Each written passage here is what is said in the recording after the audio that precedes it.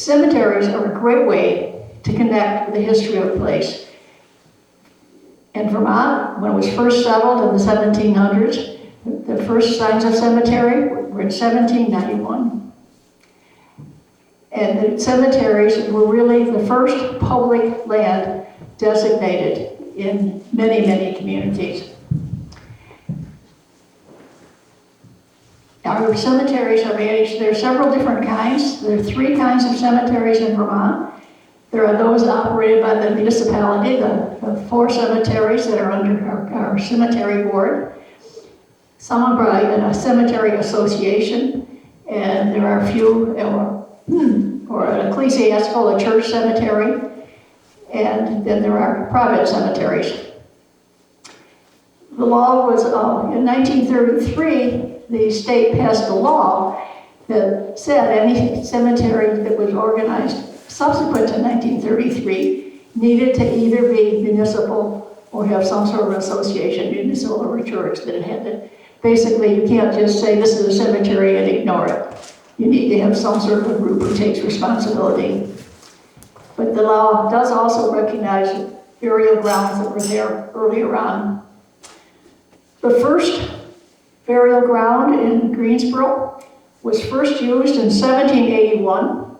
It was the blockhouse burial ground, and there are only 2 graves there, and I'm not sure we know precisely where it is, but it's on Lakeshore Drive near the monument for Moses Sleeper and Constant Bliss. Number 1. Number 1.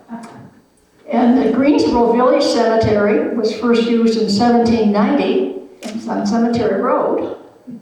Number 2. And in 1988, there was a census of graves in cemeteries. And in 1988, there were 2,000 graves in the village cemetery.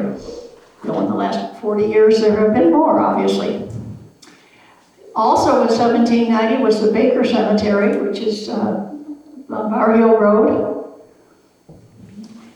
And in 1820, Mitchell McLaren Cemetery was first used way up north there, and it contains, in 88, contained 109 graves.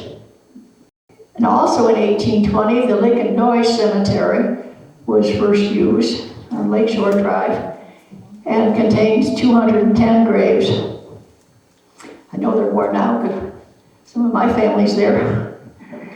And in 1843, the White family private cemetery was first used, and it contains only 6 graves. And in 1907, St. Michael's Cemetery on the Bend Road was first used, and in 88 it contained 100 graves. So you see we have people spread all over town. Initially it was, you need to have a burial ground that is close to where you live. So when I first moved to Greensboro, this was 9 years ago, I asked Willie Smith if there was a project at the Historical Society that she would like me to undertake. And she asked me if I would be interested in updating at that time, the 20-year-old cemetery census. And that sounded like fun, so I said, sure. And that turned into being quite a project. I've always enjoyed walking through cemeteries, reading the stones, looking at the different styles, and I find them interesting for the art and what people chose to put on their grave markers or on the graves themselves. There are also repositories of social history. I played around with a spreadsheet this week and found out that in 1802, 6 children and 1 adult died in September and October that year, and a total population of 281. That must have been a devastating event. And I don't know, if it was measles or dysentery or whatever it was, but it took a lot of young children, and that must have been horrible. Another possible epidemic took 7 children and an adult in 1833, in April and May. And then in 1848, 5 adults died in November, likely of disease. So there are these clusters. And that if you start looking, it's not possible to figure this out if you just walk through the cemeteries. because some of these people are spread out in various cemeteries. But if you start, looking at it carefully, the cemeteries can tell us a lot. If a person survived childhood and childbearing, they had a great chance of living into their 70s, 80s, and even 90s. There are a number of nonagenarians from the early 19th century in Greensboro. This project took me the whole summer.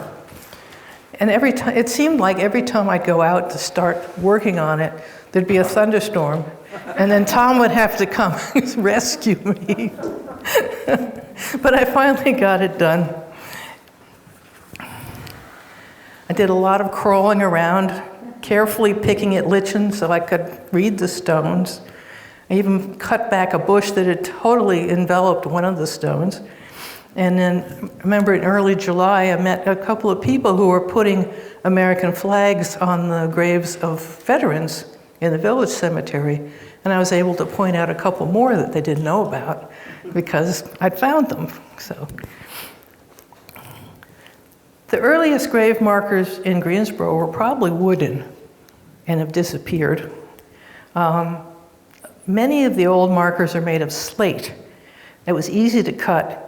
But unfortunately, many of these inscriptions have weathered away. And I found out that many of the slate workers in Vermont came from Wales. And then the 19th century saw the development of the marble industry and then the granite industry with a lot of workers coming from Italy. And in the 1850s, Vermont was known as the Marble State and exported marble as far away as California for monuments, Washington, D.C., all over the country. So I have a few examples of Greensboro gravestone iconography or symbolism. Unfortunately, between the winter weather and the mud season, I wasn't able to get out and do a lot of picture taking, but I have a few to show you. This is a death's head symbol, and this is very early colonial. You'll find a lot of these in and around Boston and southern New England. I haven't seen any of them here because this was really too early. The prominent image of the late 18th and early 19th century were gravestones with a willow and urn motif. And the willow was an ancient mourning symbol, and the urn represented an imperial Roman container of ashes.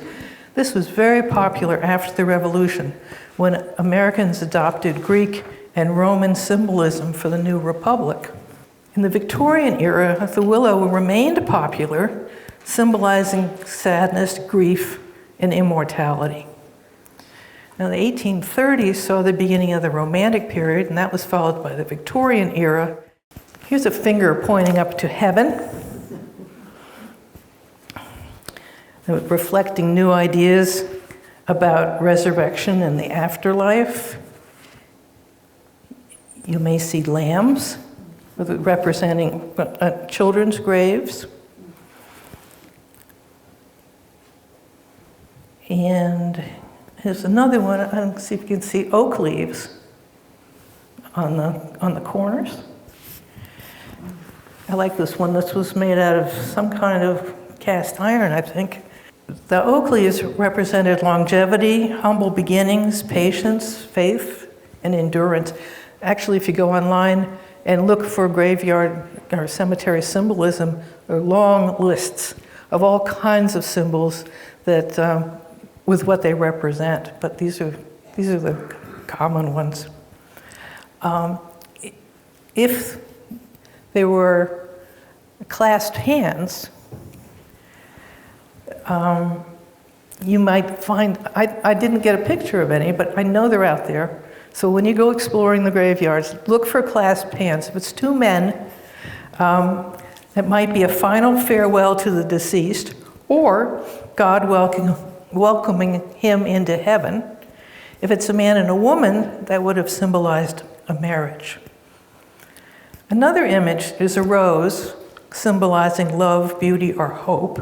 This was a common motif for women and at the second half of the 19th century. And the fuller the rose, the longer the lifespan of the woman who was buried there. So go out and look for roses. You might also notice inscriptions in memory of someone. This might mean that the body was not buried here. For instance, if someone who was lost at sea or died in the Civil War and the body didn't get back to Greensboro. So a lot of the in memory ofs are just that. With the 20th century, new technology made it possible to etch pictures representing the interests of the deceased.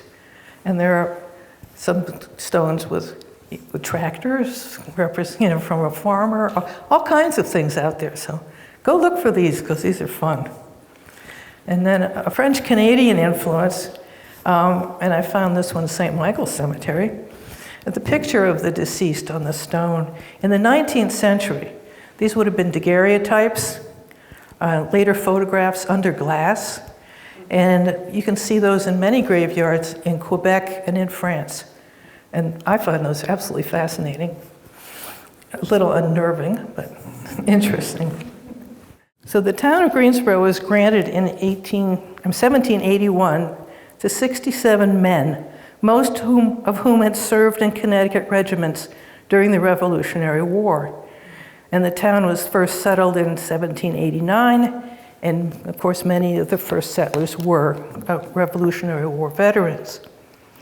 Now the Baker Cemetery, first used in 1790, contains the graves of many of Greensboro's founding fathers and mothers. And I must say that as a child walking up the road to Bar Hill, I never knew it was there. And recently it's all been cleaned up and it's fine. You can find it now and take a look, because it's very old stones in there. Ashbel and Mary Shepherd came to Greensboro in 1789 to begin the first permanent settlement. He died in 1808 and she died 6 months later in 1809, and their stone reads, they were the first settlers of this town. They lived an example of piety and died in hopes of a blessed immortality. Samuel Huntington, a Revolutionary War veteran, moved to Greensboro in 1796 and served as the town doctor. In 1799, he built a large inn or a tavern a few miles north of town for travelers on their way to Glover. He died in 1822 at the age of 65.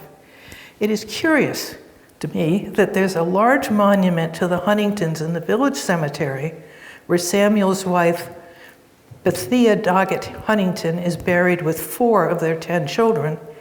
She died in 1828 at the age of 77. 2 other daughters, Elizabeth, age 13, and Roxana, age 22, are buried with their father in the Baker Cemetery. And Caroline, age 49, is buried in the Lincoln Noyes Cemetery. So the family's not always necessarily buried together. Another grave is that of Thomas Tolman, who came to Greensboro in 1817 from Attleboro, Massachusetts, to live with his son Thomas Tolman and family. His stone in the Baker Cemetery reads, here lies the dust of the venerable and beloved Thomas Tolman, the aged full of days and full of hope of glory. He died on the 4th day of July, AD 1821, aged 93 years and 6 months. Filial affection hath consecrated this stone to his memory. Weep not, he is not dead, but sleepeth. There are also stones for 2 more Thomas Tolmans, his grandsons. They were the son of Enoch and Abigail, one of who died in 1829 at age 3 months and 24 days, and the other in 1832 at the age of 1 year and 8 months. Another grave of a veteran is Captain William Baker. It indicates that he died in 1860 at the age of 92, and he first shows up in the Greensboro census in 1840. The last burial in Baker Cemetery was that of Dr. Walter Carver. He was born in Boston and served as an officer in the U.S. Navy during World War II. He graduated from Dartmouth College in 1946 and the Boston University Medical School in 1950. As a captain in the U.S. Navy Medical Corps, he served on the Great Lakes with the U.S. Public Health Service in Alaska and as a medical volunteer in St. Lucia in the Caribbean. He practiced as an orthopedic surgeon in South Hadley, Massachusetts for many years before moving to Greensboro in 1989, where he was an active supporter of the Greensboro United Church, the library, and the nursing home, and he died in 1999 at the age of 74.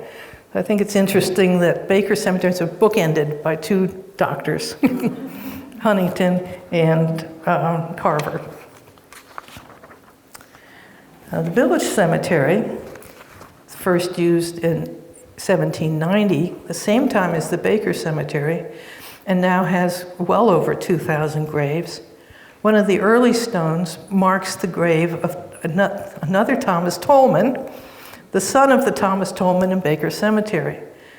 This Thomas Tolman was a Revolutionary War veteran who died in 1842 at the age of 86 and buried with his wife Lois. His brother Enoch and his wife Abigail Cook are also buried here, although 4 of their children are in the Baker Cemetery. I was struck by the epitaph on the stone of the Reverend William A. Chapin. According to the marker, he was a native of Newport, New Hampshire, and for 11 years the pastor of the Congregational Church in Craftsbury. He then served the church in Greensboro for 16 years and died November 17, 1850, at the age of 59. The epitaph reads, "He saw the sinking church arise, then left the world in peace." Another interesting stone marks the grave of Jane Orr, wife of John Wallace, who died in 1861 at the age of 72. It reads, "Her pupils erected this monument as a token of their regard for her long and faithful services as a teacher in the Sunday school. Nearer, my God, to thee." And this stone leads me to the Lincoln Noyes Cemetery. And growing up in Greensboro in the summers, there was always at least one annual walk around the lake. And we, of course, stopped at the Lincoln Noyes Cemetery. And I've always loved the epitaph of Sobrina Eastman, who died in 1864 at the age of 70. "Worthy parents and friends sincere, in the cold, silent grave now resteth here. We are now confined within these borders, remaining here for further orders." Another favorite epitaph is the stone of Jane Graham, 1801 to 1884. "She hath done what she could."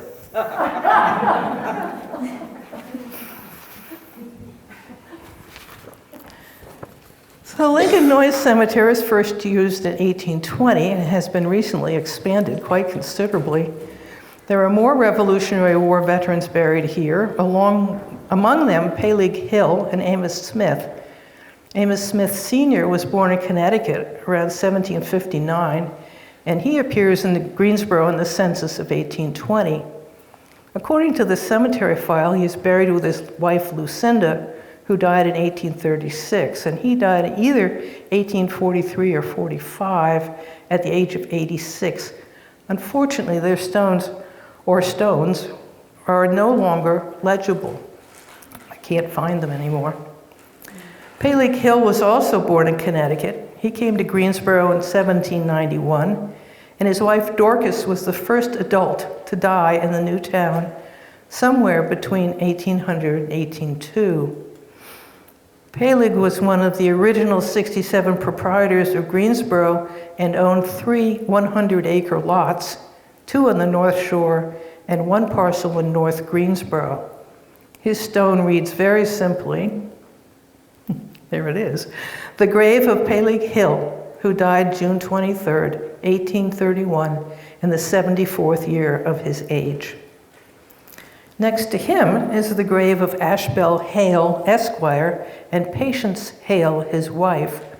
Ashbel died in 1861 and Patience in 1864. According to their stone, the first Sunday school convention was held in their barn in Greensboro on June 25, 1817. Now there's a commemorative stone marker on the Country Club Road near the barn of Jennifer Rance. Not the same barn, but that's the location. I think it is safe to assume that Jane Orr Wallace, buried in the village cemetery, a teacher in the Sunday school, was connected with this event. I've also noticed that there were 2 unrelated markers with the same quotation. Charles Augustus Tolman, who died in 1817 at the age of 13 months and 19 days, has a stone that reads, "So fades the lovely blooming flower, frail smiling solace of an hour. So soon our transient comforts fly, and pleasure only blooms to die." 24 years later, the stone of Alice Moulton reads, "So fades the lovely blooming flower." I found that this verse comes from a hymn written by Anne Steele in 1760 and published in 135 hymnals, so the source of the quotation would have been well known to many in Greensboro. The Mitchell-McLaren Cemetery on Rocking Rock Road is a beautiful spot. If you haven't been out there, you should go take a look. And it was first used in 1820 and contains over 100 graves. One early family was that of Aaron and Sarah Whipple Rice. He was born in Connecticut around 1769 and is listed in the 1810 and 1820 Greensboro census. He was a collector of school taxes in Greensboro for the Northwest District in 1816 and died in 1822, and she in 1824, and they had 3 children. Several generations of Blanchards are buried here. Jonathan Blanchard, born in Canterbury, New Hampshire in 1750, died at the age of 87. He served in the Revolutionary War from Massachusetts. His wife, Hannah, is also buried here.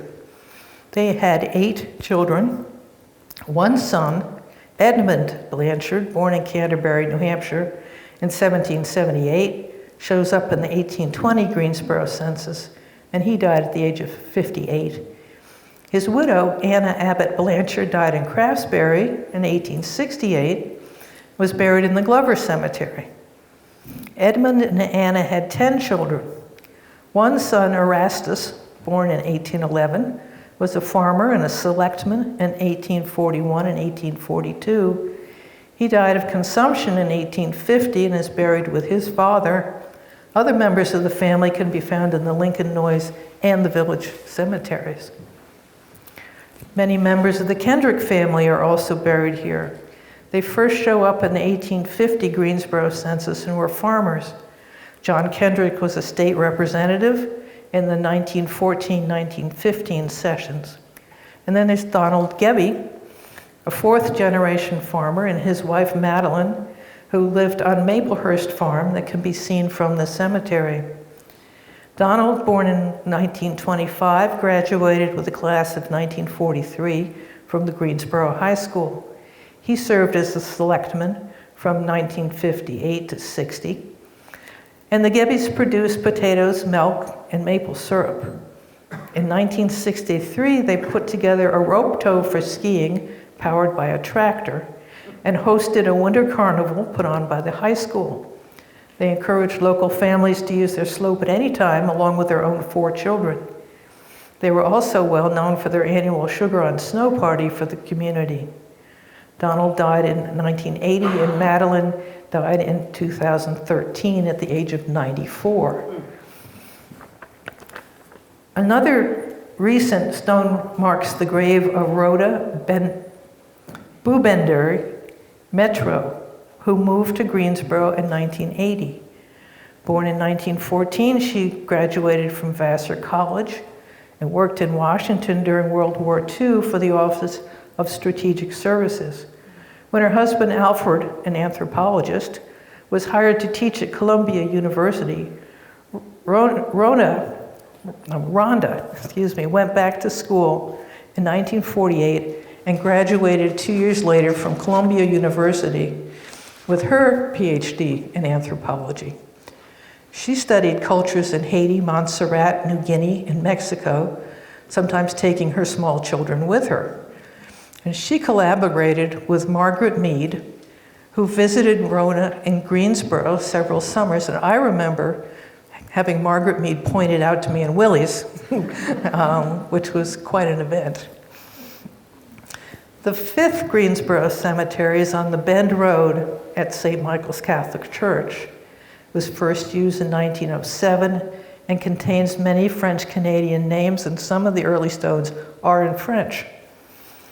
Walking through this graveyard, I was struck by the number of veterans who are buried here. And I don't know if this is because the families of the people buried in the other town cemeteries chose not to include military service on the tombstones, or if it's because this community served in greater numbers.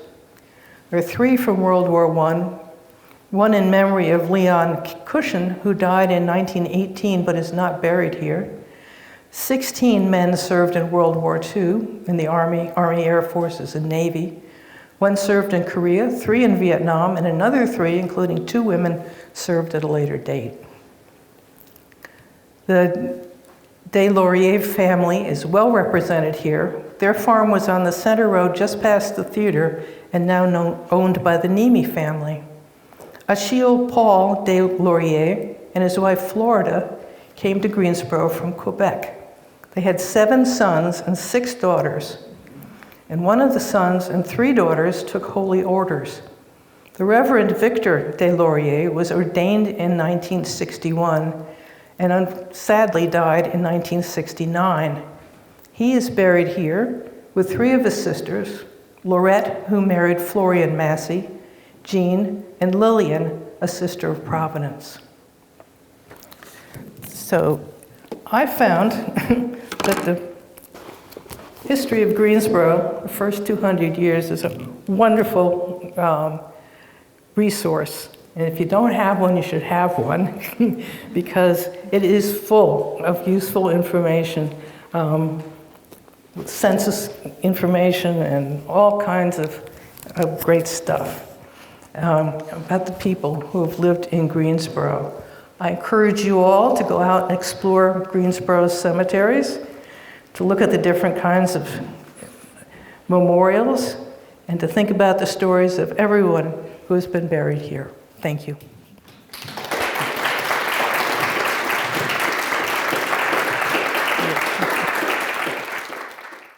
Wayne Young is the president of our association, our commission. McNeil is the vice president, and I guess you call me the secretary. We have over 6 acres of land of cemeteries in Greensboro, and I wasn't counting the smaller ones that she mentioned, so probably 7 at least. We have the 4 cemeteries in Greensboro. In Greensboro Village, we've done a lot of work. Every year we do a certain amount of work with the amount of money we've got, and we hire someone to come in, straighten stones. We haven't got them cleaned yet because we need them all upright and then have them come and do a section at a time. But we're working on it. Oops, sorry. Over at the Lincoln Noyes Cemetery, we've had the Hazen boys come with their chainsaws and whatever, and they've cut along the edge by Kings Road there and made it very accessible to at least walk in there. And the boys didn't charge us for anything. It was kind of a community service thing, but we paid for their gas and oil for chainsaws. And last year we had some stumps, roots from trees in the cemetery over at Lincoln Noyes, and you really couldn't get through to mow. And we had that chipped. So you might see a little sawdust on the ground, but at least it's flat now. They talked about Greensboro Village. Oh, this year, I'm sorry, I forgot that's the wrong place where my notes are. This year, we're going to clear 3 rows up at the top of the cemetery for new graves. And it goes from where the graves are now way over to Marion Stegner Mackenzie's place. And we're going to tier 3 places for graves. We're running out of space for people. That's not a good thing, but it's not a good thing to have to need the space either. The DAR girls, or anybody they can get to come and help them, are going to come, is it July or June? June. Whenever. June 25th? Okay. And so they're looking for people to come and help. And they have this expensive spray that they put on some of the stones. Peleg Hill, the one they were talking about over at Lincoln Noyes, the great big tall one that was black. There was a fellow that came and sprayed that a few years ago, and he said it won't show right off, but it's pretty white right now. And then there's another one down front, the front row of the cemetery at Lincoln Noyes, and that needs another shot of this, whatever the stuff is. It's not poisonous. They never the people that did it never had masks on or gloves or anything. They just sprayed the stone and left it, and they said in time it'll whiten up. And it did. Baker Cemetery was a mess. Anything that was broken up there got thrown in a pile over to the side. And we opened up some space up back, so there's room for some more graves. And we have a list of people that are buried up there, and if there was a name on the stone, we put it where it belonged. Otherwise, we marked a grave with a piece of stone that was thrown over the hedge so that they would know somebody was buried there. Now, I wanted to tell you the prices of cemeteries, cemetery lots. We have quarter, half, and whole, and if you needed a 3/4, we could do that too. But a quarter lot is $300, a half lot is $550, and a whole lot is $1,000. The sizes are 4 by 8, 8 by 8, and 8 by 16 for the whole lot. And on top of that, we charge $250 to buy the cornerstones and have them put in. We put them in. So whatever size lot you get, it'll be that price plus $250. We do not encourage planting much of anything, maybe some daffodils or something, but they spread too. Over the years, the fellow that comes and helps us with the cemetery, he says that the lilies stain the stones terribly. And you know how they spread. Somebody dies, and you faithfully go to the cemetery for 5 years in a row. After that, nobody ever goes, and it's overgrown with lilies or bushes or whatever.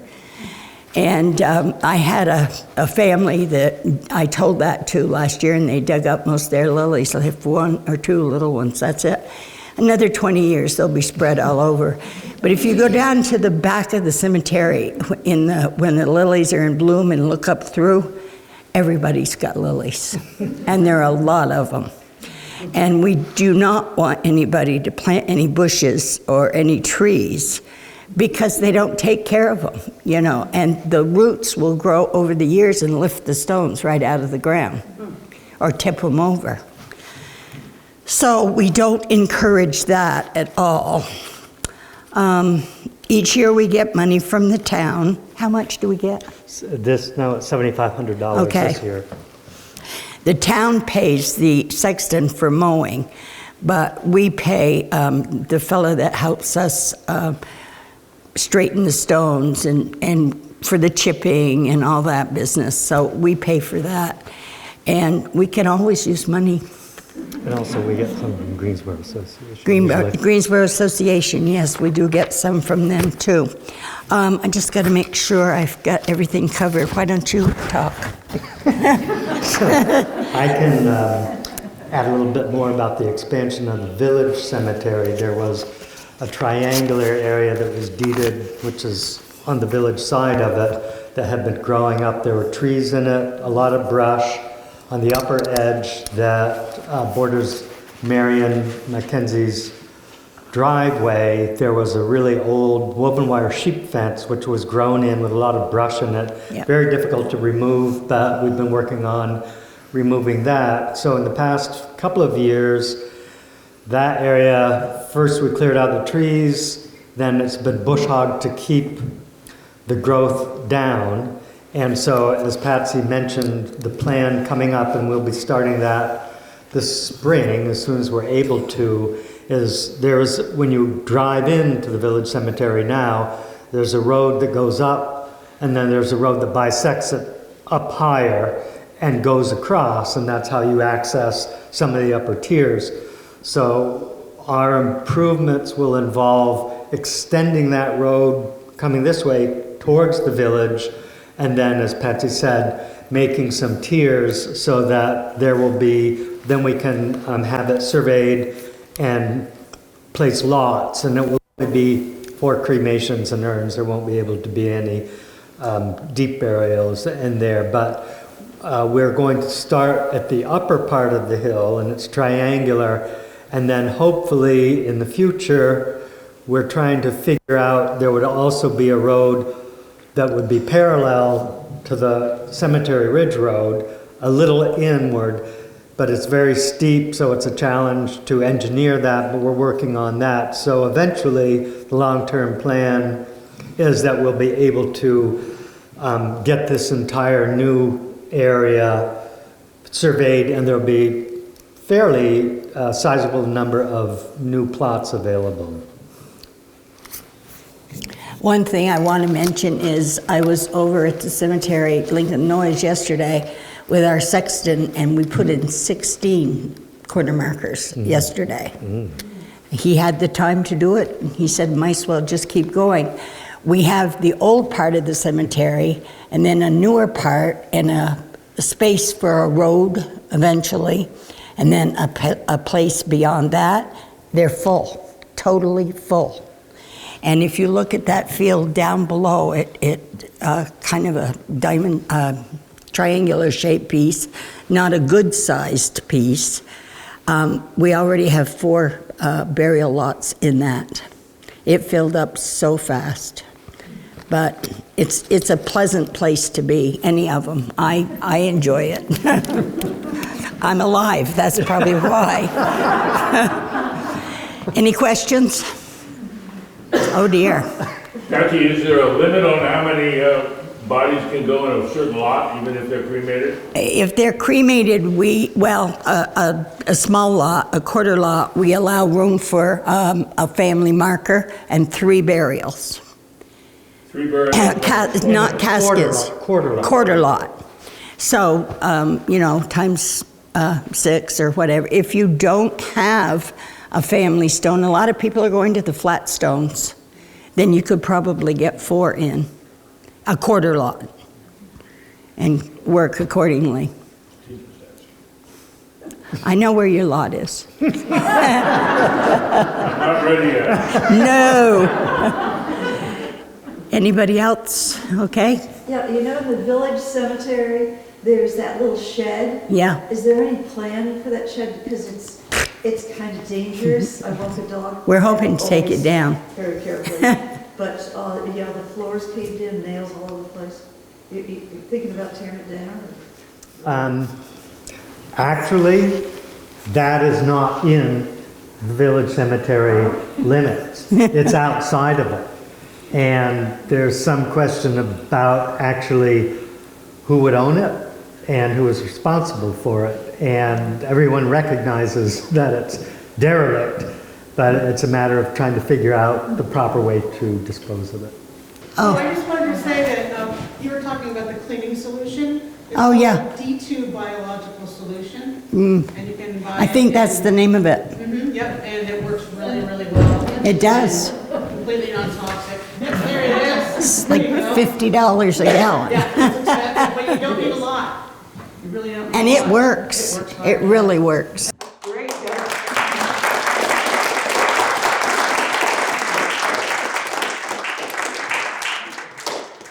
They're volunteers and they do a wonderful job, excuse me, I have laryngitis, for us all. So we're very grateful to you guys for what you do. You didn't mention the flags on Memorial Day, but that is one thing that they always do. Do you put them on Memorial Day? We put them on whenever the weather's good. But last year, I have one fellow that he and his wife offered to do the Greensboro Cemetery, and he had a son and two friends that helped. And you know that cemetery's like this. But I had a Hazen student last year help me. They have to have so many hours of community service. They will let them graduate, but they won't give them their diploma. They have to have that community service. He and I went to 2 or 3 cemeteries and did it in no time. And the reason that somebody doesn't have a flag, if it's not listed on the stone, they have those metal pipes in the ground, which were good in their day, but they're full of dirt.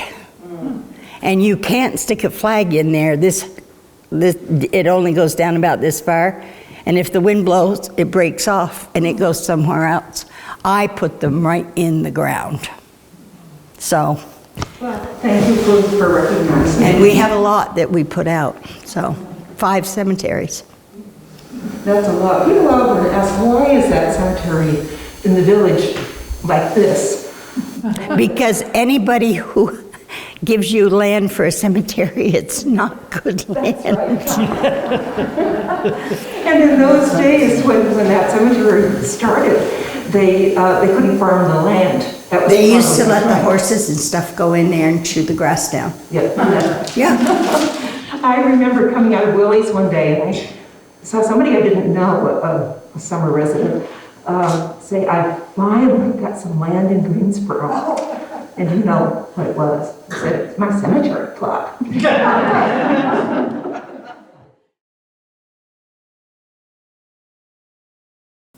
And I apologize.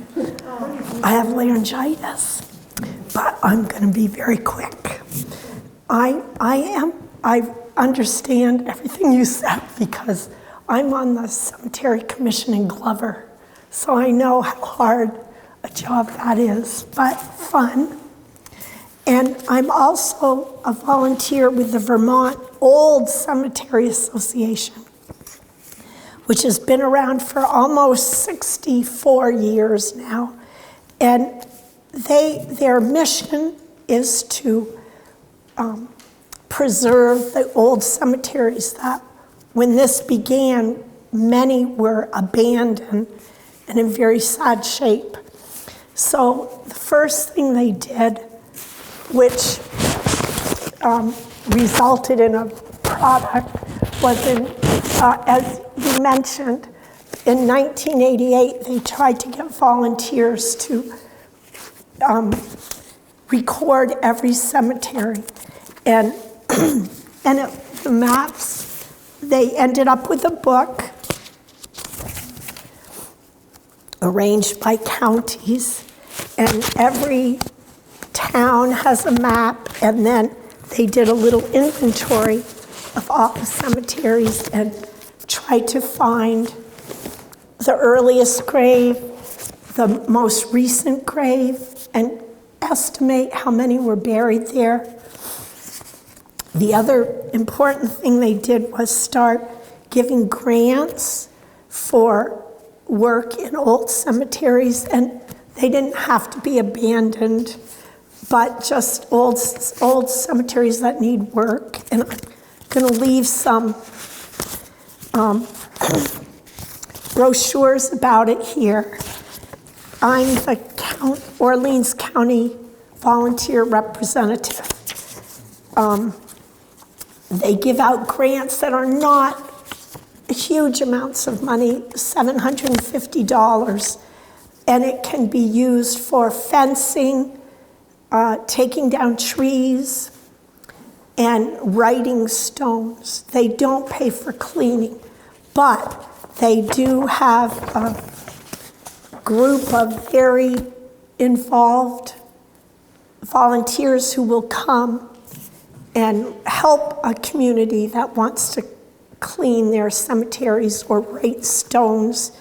And I was just going to mention the one in Greensboro is going to be in, what was that date, Nancy? It's the DAR. Yes.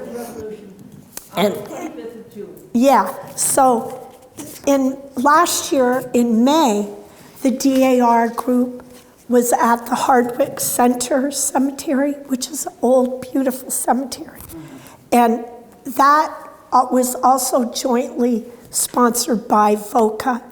And they're going to have a follow-up this year on May 21st. So if you want a little head start on how to clean cemeteries, you could always show up.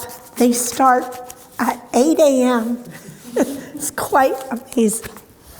And I will also, all this is on the VOCA website, but they have a very simple grant application form and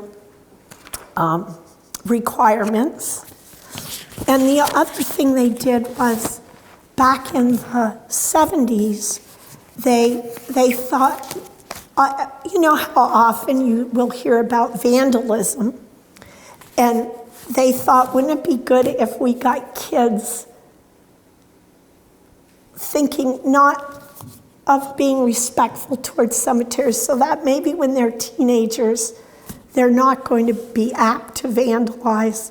And so they got 4 teachers around the state to work on a resource packet about using cemeteries as classrooms. And now this book is available digitally. And but I'm not sure, I don't think this is yet, but I will leave this copy with maybe you and for Greensboro. And and the green burial. Yes, so Glover had been thinking about this for many years. We finally got started on it last year, and it just happened that Glover had 3 green burials all on home, people's own land. But we have continued working so that part of one of our cemeteries in Glover, this summer we hope to have it ready for green burials by fall.